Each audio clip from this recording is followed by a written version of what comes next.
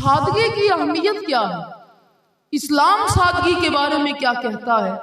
حضرت سیدنا عبداللہ بن مسعود رضی اللہ تعالیٰ عنہ آپ بیان فرماتے ہیں کہ حضور صلی اللہ علیہ وآلہ وسلم تشریف فرما ہے.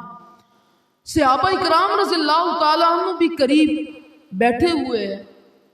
حضور علیہ الصلوۃ والسلام نے فرمایا الا اعلمکم من حرم علیہ النار، اے میرے صحابہ کیا میں آج تمہیں اس بات کے بارے میں نہ بتلاؤں کہ کس شخص پر اللہ رب العزت نے دوزخ کی آگ کو حرام کر دیا ہے؟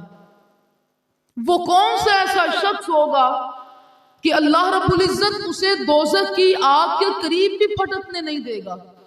اللہ اسے اپنے رحمت اور فضل کے سائے میں چھپا لے گا. کون سا ایسا شخص ہے؟ حضور علیہ الصلوۃ والسلام نے جب یہ پوچھا تو تمام صحابہ کرام رضی اللہ تعالی عنہ آپ نے توجہ حضور علیہ الصلوۃ والسلام کی طرف کر دی. حضور علیہ الصلوۃ والسلام کیا ارشاد فرماتے ہیں؟ میرے اور آپ کے لجپال کریم آقا صلی اللہ علیہ وآلہ وسلم نے فرمایا حرم علی النار کل حین لین وقریب من الناس.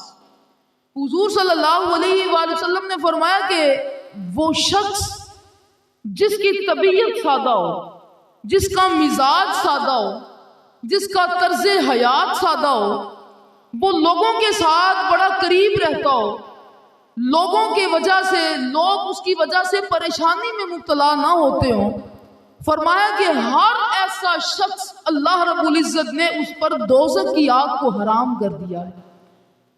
کیا فرمایا حضور صلی اللہ علیہ وآلہ وسلم نے کہ جو سادہ طبیعت ہو، اس کے مزاج میں نرمی ہو، اس کے مزاج میں درشتگی نہ ہو، اس کے مزاج میں سختی نہ ہو، اس کے مزاج میں کرختگی نہ ہو، اس کا مزاج نرم ہو، فرمایا کہ ایسے بندے کے اوپر اللہ رب العزت دوزخ کی آگ کو حرام کر دے گا، اور کل قیامت کے دن ایسا شخص اللہ رب العزت کے رحمت اور فضل کے سائے میں ہوگا. تو آج بھی ہمیں ایسا بننے کی ضرورت ہے